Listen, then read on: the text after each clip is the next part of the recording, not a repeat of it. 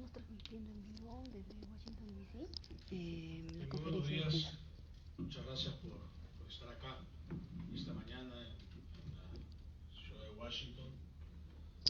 Nos acompaña en esta reunión los dos congresistas electos por el Perú, el almirante Jorge Montoya, ahora hay que llamarle congresista Jorge Montoya, el congresista electo Hernando Guerra García y el doctor Oscar Suma, doctor en Derecho y decano de la Universidad en Perú, que viene a título personal, igual que yo, como presidente del Instituto Invertir Libertad. Lo que hemos venido a hacer a Washington es básicamente informar a la comunidad internacional de lo que está sucediendo en Perú en el proceso de revisión del registro de votación por el Jurado Nacional de Elecciones. Desde un comienzo, apenas terminó la elección, nos encontramos con una situación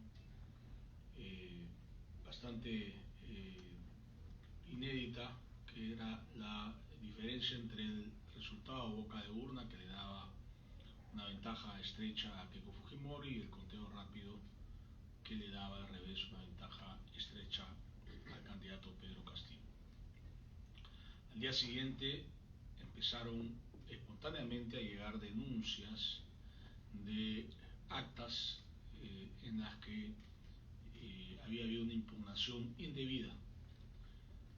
Secretarios de mesa en Lima, sobre todo en el norte, en lugares donde Keiko Fujimori había tenido una votación bastante más alta, y se sabía que había tenido una votación mucho más alta, empezaron a aparecer actas indebidamente impugnadas, ¿no? Entonces, esto fue una primera alerta que se recibió y que fueron debidamente procesadas y presentadas al Jurado Nacional de Elecciones. Muchas de ellas obviamente se validaron, ¿no? Y empezó, digamos, la ventaja. Era bastante alta al comienzo, o más alta, y poco a poco se fue reduciendo esa ventaja conforme fueron validándose estas actas. Pero luego surgió también algo mucho más importante, que fueron los hallazgos de actas fraguadas, es decir, en donde había habido firmas falsas, en donde había habido suplantación de identidades, y esto ha sido debidamente probado por la parte de Fuerza Popular, y fue presentado a los jurados electorales especiales, al Jurado Nacional de Elecciones en segunda instancia. Surgieron dos episodios que yo considero importantes de conocer. El primero fue el hecho que hubo un nerviosismo en el Jurado Nacional de Elecciones respecto al tiempo, al plazo para presentar los reclamos de nulidad.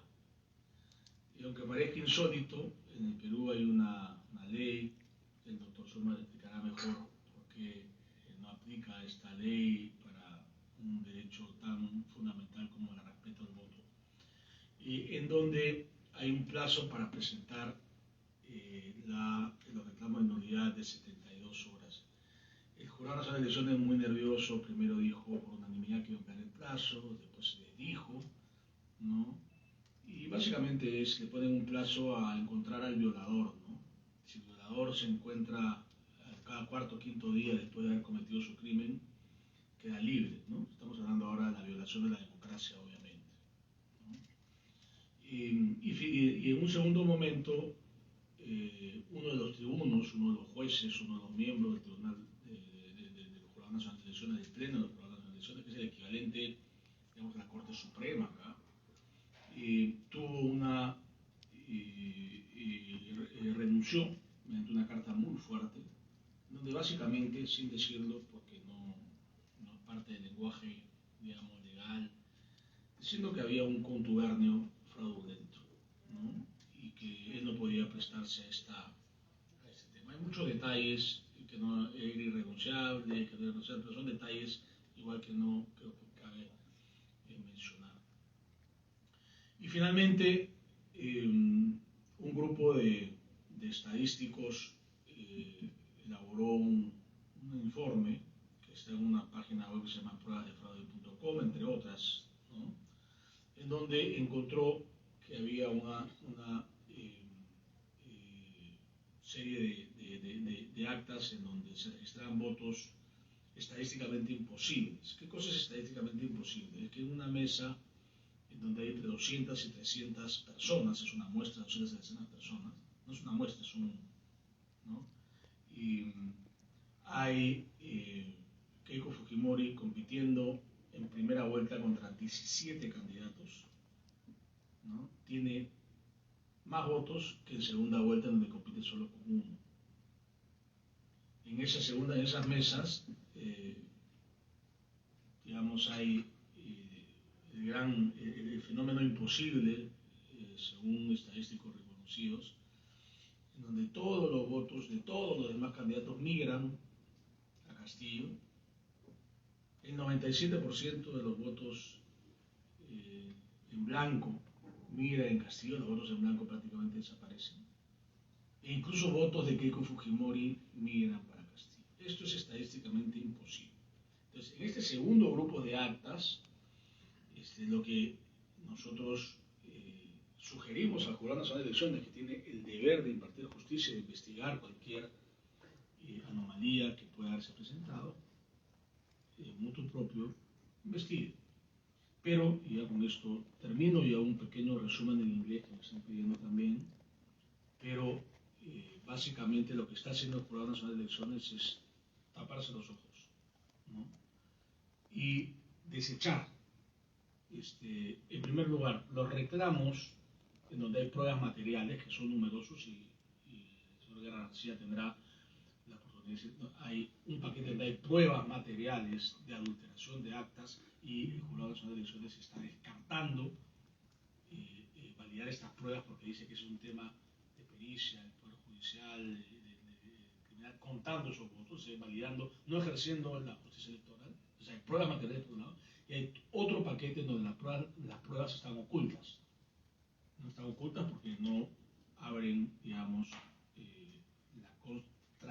el contraste entre el cuadrado donde uno firma, no pone su huella digital cuando vota, y el acta. Si uno firma y pone la huella digital, es por algo, es para justamente en circunstancias como estas tratar de hacer el contraste, digamos, probar que los votantes fueron los que votaron, ¿no? Entonces hay que comparar eso nomás. Para mí el acta, eso se hace en una semana entre 40 personas, no hacen sobrado. Sin embargo, el Poder Nacional de Elecciones se niega a ejercer de manera prudente y tenemos todas las razones para pensar que están desacreditados. Es por eso que nosotros hemos venido para solicitarle primero a la OEA a través de su misión. Nos hemos reunido ayer con el subjefe de la misión, que está en Washington, el jefe está en Paraguay, para decirle, señores, ¿por qué no hacen este análisis? ¿No? Ellos consideran que habiendo estado presentes en 200 mesas, ¿no?, es suficiente. Creemos que es absolutamente digamos, inapropiado para detectar ese tipo de fraude focalizado en ciertas regiones, ¿no? Y, bueno, no sé si alguien necesita esto en inglés. Someone needs English? Okay, thank you. So, thank you for your... we can, if there is someone that doesn't speak Spanish, we can summarize it personally after the conference. Thank you very much. Bueno, ahora le paso la palabra al congresista electo Jorge Montoya para que nos dé sus apreciaciones sobre este tema, ¿no? Buenos días. Voy a hacerles una explicación global del tema, de la parte política, cómo se ha venido desarrollando, para que puedan entender por qué la duda con el Jurado Nacional de Elecciones y cuál es la situación política actual. Las elecciones empezaron, el proceso empezó el año pasado, en el mes de septiembre, con las inscripciones. Y desde ahí se empezaron a ver en el Jurado Nacional de Elecciones ciertas actitudes que no tenían explicación en ese momento, pero eran puntuales. Por ejemplo, la no inscripción del partido aprista. Eso llamó la atención a todos de sobremanera. De repente habían algunos errores que habían cometido los mismos partidos apristas, pero no significaba de que había tenido algo gravísimo como para no participar. Podía haber participado por ciertas circunscripciones territoriales, no en todas de repente. Pero lo eliminaron de la competencia.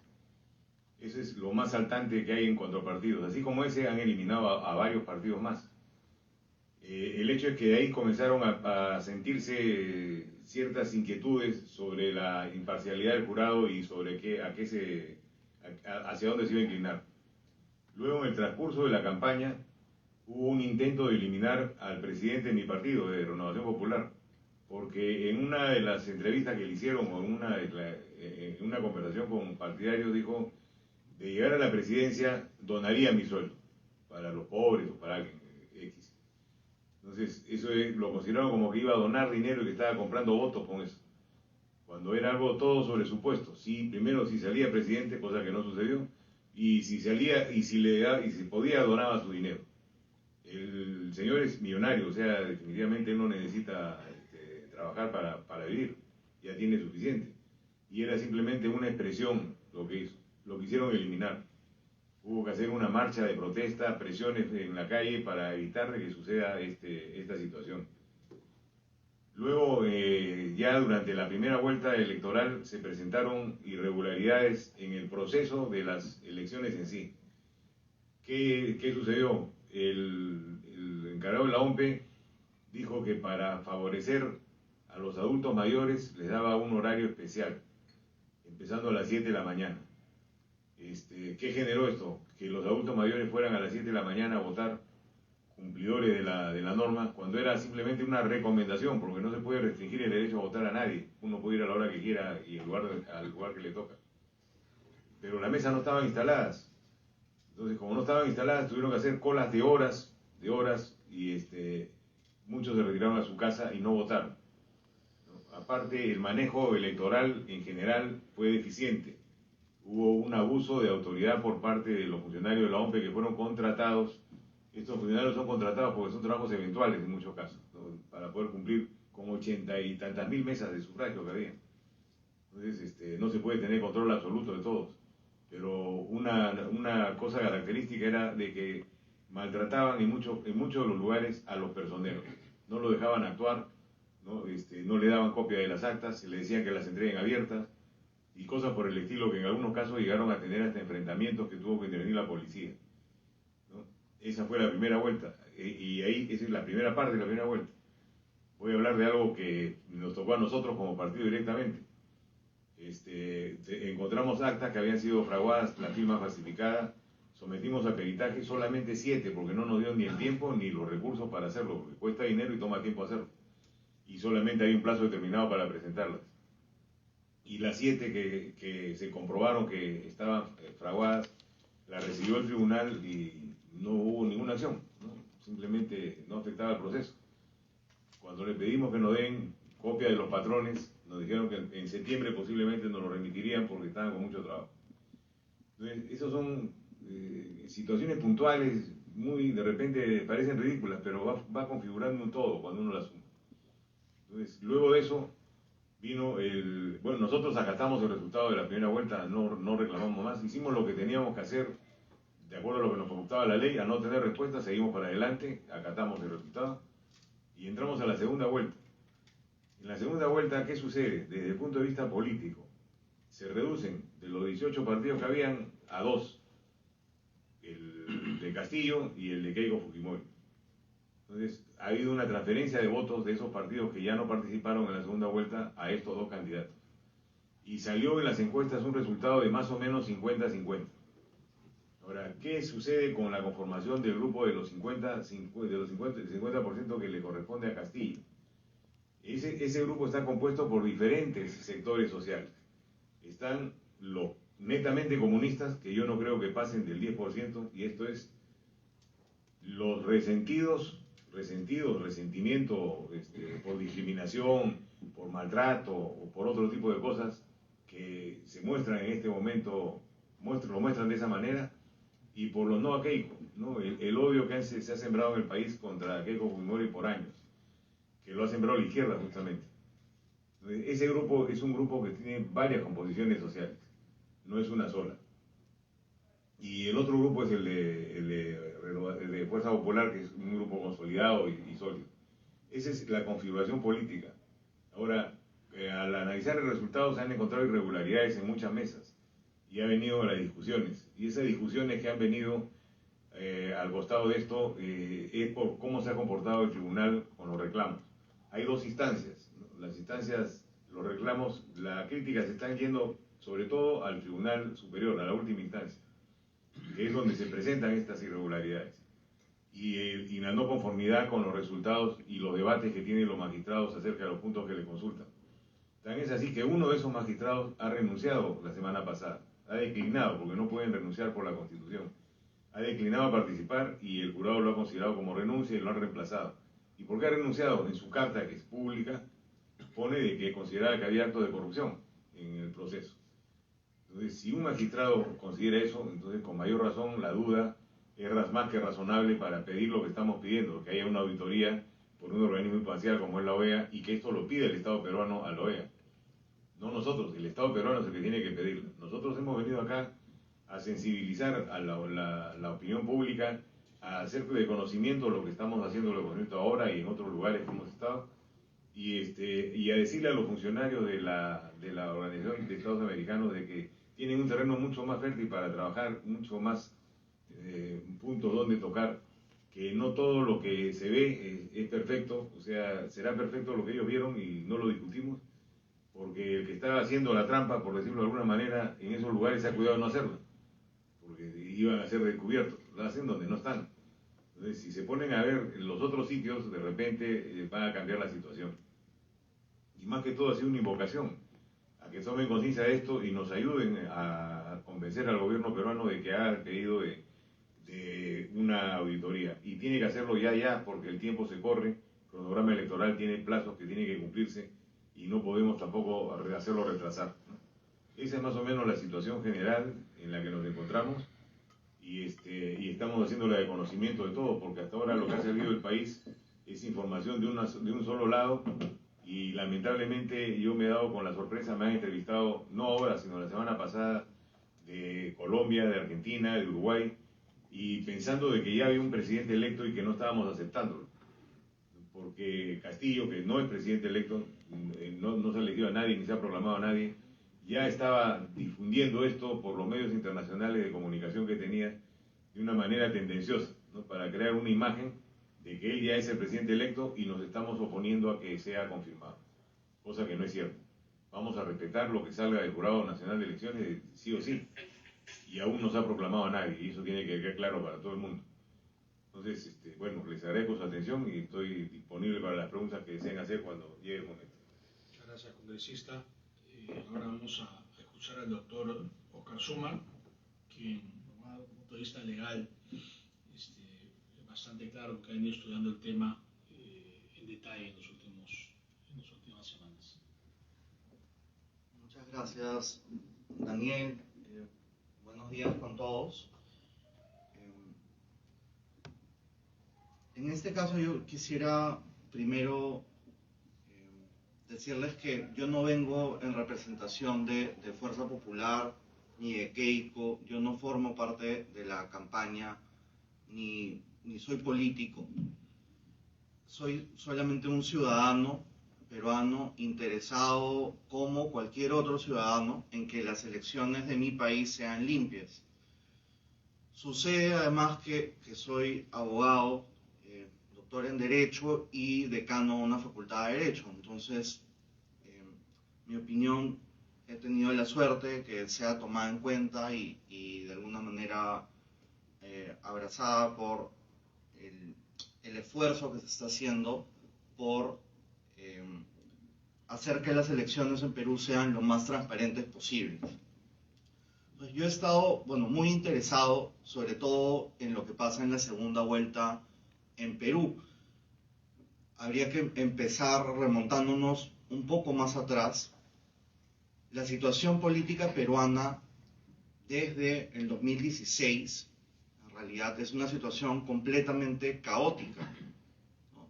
A veces queremos pensar en Perú que estamos viviendo en una situación política normal, pero basta con contar el número de presidentes que hemos tenido desde el 2016 para saber que la situación política en Perú es una situación bastante difícil, en la que se han cometido de una parte y de otra, alegados al menos, especies de golpes de Estado. De hecho, cuando Vizcarra, el expresidente Vizcarra, cerró el Congreso diciendo que había una negativa fáctica de facultades, se alegó por parte de al menos una porción de la población y de la opinión pública que estaba ocurriendo un golpe de Estado. Y luego, cuando ocurrió al revés, y más bien fue Vizcarra el que fue vacado por indicios de corrupción, la otra mitad del país alegó que estaba ocurriendo un golpe de Estado. Entonces, sea por una parte o la otra, en el lapso de 2 años, los peruanos, en teoría, habríamos vivido 2 golpes de Estado. 2 golpes de Estado en 2 años. Entonces, ese es el contexto donde ocurren las elecciones del 2021. No es el de un país donde la democracia esté fluyendo de una manera incontestable y tranquila, sino un país donde el 100% de peruanos cree que ha habido un golpe de Estado en un lado o en otro. Entonces, luego eso se tiene que sumar a que muchos creemos que existe en el Estado peruano un copamiento de las instituciones principales por parte justamente de ese presidente Vizcarra, el que primero cerró el Congreso inventando un término que no existe, la negativa fáctica de facultades,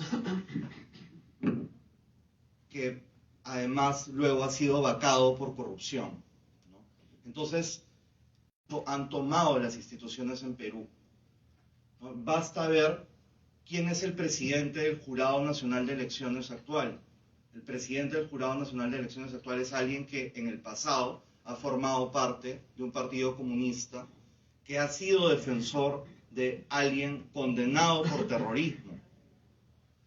Entonces, es ese el presidente del Jurado Nacional de Elecciones que hoy día está decidiendo sobre la legalidad o no de las elecciones peruanas. No es cualquier persona. Entonces, de hecho, hay personas en la izquierda que hoy día están diciendo ¿por qué estamos reclamando esto? Yo quisiera que se pusieran al revés. ¿Qué pasaría si hoy día un fujimorista recalcitrante y un defensor del Grupo Colina fuese el presidente del Jurado Nacional de Elecciones?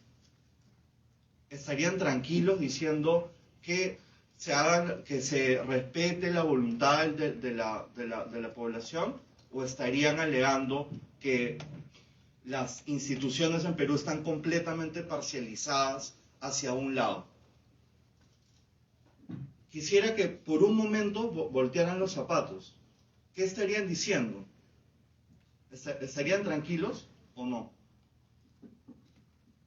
Entonces tenemos hoy día, y hay que decirlo claramente, a una persona que por lo menos ha sido comunista y es alguien que en el pasado ha defendido a un terrorista como el presidente de nuestro jurado. Entonces, cuando luego vienen las alegaciones de fraude, las sospechas de fraude, las irregularidades que sin duda se han contrastado en las mesas de votación, estas lamentablemente no están llegando a una autoridad que sea imparcial, sino está llegando a una autoridad sobre la cual ya pesa una gran sospecha. Y lamentablemente la manera de actuar de esta autoridad no ha en ningún sentido desmentido o calmado nuestras sospechas de fraude o de parcialización, sino que ha hecho exactamente lo contrario. Y acá ya entro un poco más en la parte legal técnica, digamos.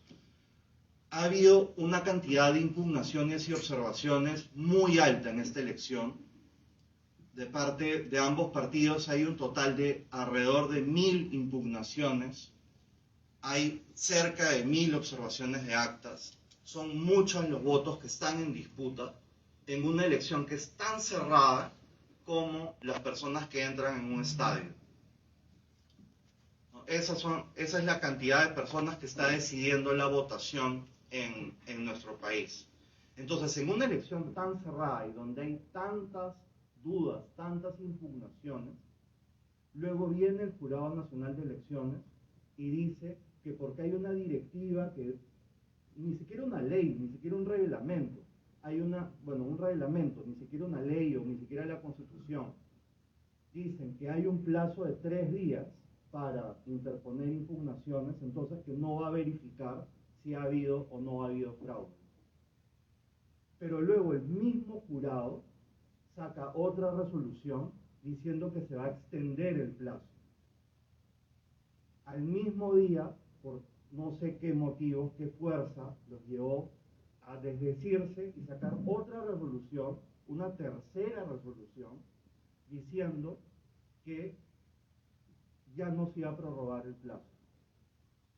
Entonces ahí ha habido toda una discusión legal sobre si esa resolución extendiendo el plazo tuvo efectos o no tuvo efectos. El propio Jurado Nacional de Elecciones, adelantando opinión, mostrando nuevamente su parcialización, dijo públicamente, desmintiendo a la abogada Lourdes Flores, dijo que en realidad esa norma nunca había sido publicada, que nunca había sido formalizada y que por lo tanto el plazo nunca se había extendido, lo cual es completamente falso.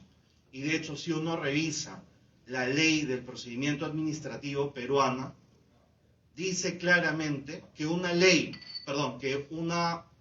acto administrativo como esta resolución, surte efectos a pesar de no haber sido publicada cuando beneficia al ciudadano. Y eso lo dice la ley, no es una opinión mía. La ley dice que cuando el acto administrativo beneficia al ciudadano, no requiere ser publicado para surtir efectos. Entonces, tenemos un Jurado Nacional de Elecciones que en ese caso está yendo contra la ley abiertamente, además vulnerando el derecho de una de las partes a impugnar. Pero viene un siguiente punto, ¿no? Que es una vez que las impugnaciones, algunas son recibidas, otras no, alegando esta supuesta afectación del plazo, algunas son recibidas, y lo que dice luego el Jurado Nacional de Elecciones es algo inaudito. Dice que no va a conocer la información sobre los votantes para resolver los casos donde se están impugnando los votos. ¿Qué dice el Jurado Nacional de Elecciones como justificación? Dice que la información de los votantes es privada.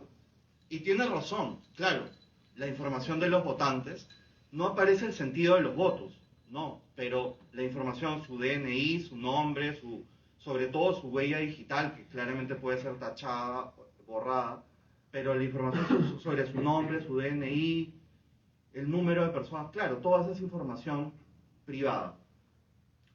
Sin embargo, se olvida el Jurado Nacional de Elecciones que existe la Ley de Protección de Datos Personales en Perú y que la Ley de Protección de Datos Personales dice claramente, muy claramente, que cuando una autoridad va a usar información privada para el ejercicio de sus funciones, no requiere la autorización del titular de la información, lo cual es solamente obvio. ¿Desde cuándo una autoridad tiene que pedirle permiso a cada una de las personas involucradas para poder ejercer sus funciones en base a información? Por Dios. Más aún teniendo en cuenta que el Jurado Nacional de Elecciones no es solamente una autoridad administrativa que puede aplicar esa norma, sino que además tiene facultades jurisdiccionales. equivalentes al de una Corte Suprema o un Tribunal Constitucional. ¿Desde cuándo una Corte Suprema de un país, en este caso en temas electorales, podría escudarse en la privacidad de la información de alguien para no resolver un caso? Es decir, imagínese un caso de fraude bancario donde el juez diga, no lo puedo ver porque existe el secreto bancario. Es algo tan inaudito que definitivamente muestra la parcialización del jurado. Y podríamos ir uno a uno, no solamente el presidente del Jurado Nacional de Elecciones, sino también los otros miembros. Existen graves sospechas sobre ellos, y lo que es más llamativo aún es que la sospecha sobre parcialización no viene solamente del lado, digamos, pro Fujimori, sino también del otro lado. De hecho, son los propios partidarios de Castillo, y es la prensa más ligada a la izquierda en el Perú, los que han alegado que 3 de los miembros del Jurado Nacional de Elecciones han sido sobornados en esta elección. ¿Para qué? Para extender el plazo para que se resuelvan las nulidades. Eso no lo ha dicho nadie en la derecha ni prensa, digamos, que sea cercana a nuestra posición. Lo han dicho exactamente la prensa que está en nuestra contra, o en contra de la transparencia de las elecciones, para decirlo de manera más clara.